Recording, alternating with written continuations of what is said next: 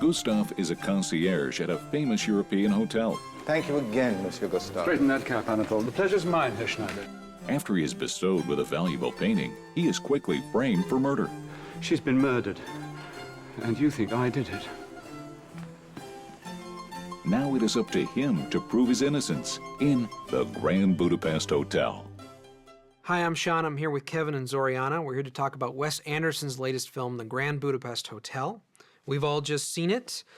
I am a mild Wes Anderson fan. I'm not a huge Wes Anderson fan. I didn't like this as much as I liked Fantastic Mr. Fox or Moonrise Kingdom, his last two pictures, but I did find this thoroughly entertaining. I was engaged throughout, and I had a great time watching it. I actually thought it was his most fun film since Rushmore.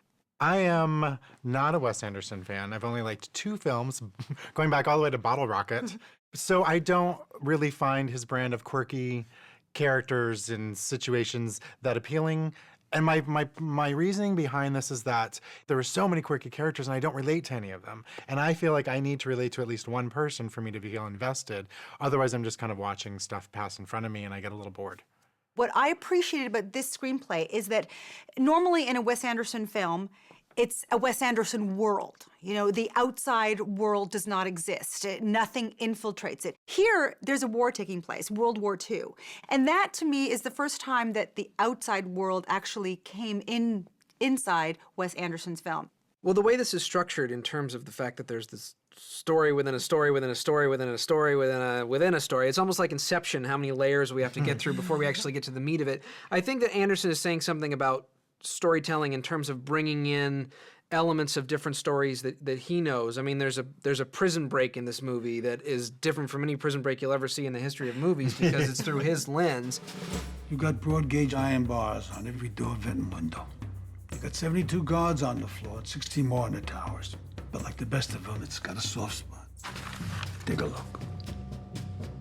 To your point, I agree with you to a certain extent that, yes, we seem to have characters sometimes that are quirky for being quirky's sake. Yeah. But here, I think he's a good enough writer and a good enough filmmaker that they're quirky, but I found that he gives each of them an individual voice. He does, and I don't fault him for that. And there was about 45 minutes of it where I was kind of going with it, and I was interested in the characters, but once the quirk just kept on happening, it distracted from Ray Fiennes' character, Gustave, who I found fascinating, and he was super quirky, but I liked that. But then everybody around him was super quirky. It took away from that for me. I loved Ray Fiennes in this movie.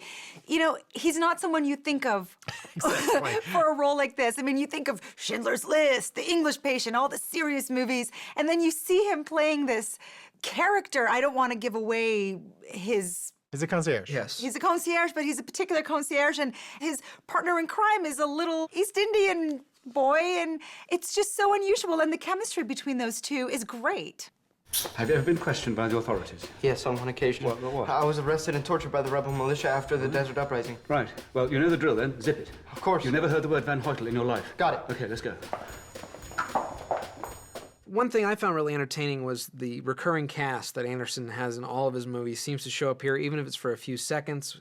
Bill Murray, Jason Schwartzman, Bob Balaban, Tilda Swinton, who we mentioned. And I was entertained every single time one of these people showed up. I was like, even if we're going to get just a few seconds with this person, it's great to see him. The thing about these eccentric characters that Wes creates, and Tilda Swinton also as I did like Tilda Swinton. the old woman who's unrecognizable. I mean, if you don't know that she's in it, you won't know until you see the credits. I mean, she spent like 4 or 5 hours in makeup to look 84 years old. For 2 minutes of screen time. Yes, very minimal screen time, but owned every minute of it. But with these eccentric characters, Wes has this way of taking these eccentricities and highlighting them so that even though they may feel over the top, they don't really feel not believable. One last thing. Lead panache. They only had the half ounce. I will say that I liked the look of the movie. I like when things kind of look hyper fake. So, and a lot of this looks hyper fake. It almost looked like shadow box puppets sometimes when they're taking the elevators up the mountain or whatever they were But doing. you know how he did that? He created these little sets, and then he put them outside and filmed them in natural light. Oh, so with the interesting. cable car and the hotel exterior and like the downhill skiing, all that stuff was these miniatures that were shot outside. And I like that. I think that works with the tone. Weirdly, when I don't like the tone, I kind of like that. I liked how colorful it was. I thought the set design was great. The cinematography was great. I liked how he changed aspect ratio. So when we went back to Gustave, it was a different ratio than it was when we were talking with Jude Law. I liked all that. It just, it didn't all add up for me. The Grand Budapest Hotel is worth checking into, even if it isn't Wes Anderson's greatest destination. See it. The Grand Budapest Hotel is another Wes Anderson masterpiece. See it. 2 purple dogs singing in a canoe. I can be quirky too. Stream it.